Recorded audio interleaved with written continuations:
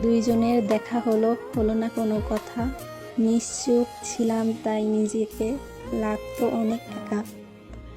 আবেগগুলো রেখে দিলাম নিজের মনে মনে।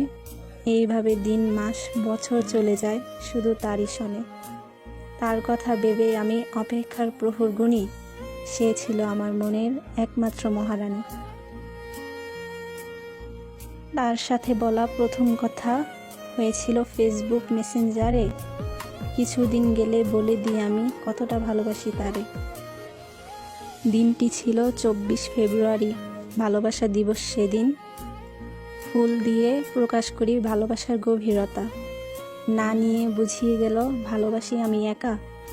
যখন আমাদের কথা হতো ফেসবুক মেসেঞ্জারে, দিন পেরিয়ে রাত ফুরাতো তারই সঙ্গ শনে।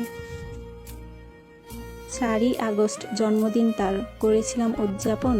এই দিনই তার হাতটি ধরি আমার জীবনে প্রথম।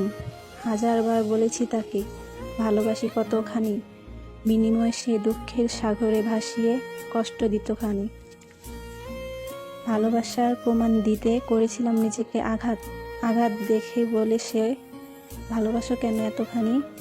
তার এর প্রশ্নের উত্তর আজও মনে অজানা। যখন দুজন দুজনকে ভালোবাসিলাম তখন তাহার পরিবার এসে আলাদা করে দেয় আবার।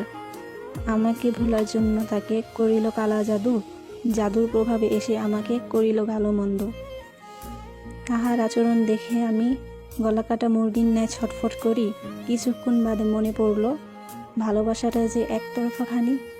তাকে পাওয়ার জন্য আমি করেছি সব রকমের চেষ্টা, তবুও তাকে পাইনি। পেয়েছি শুধু একাকিত্ব, নিঃসঙ্গতা।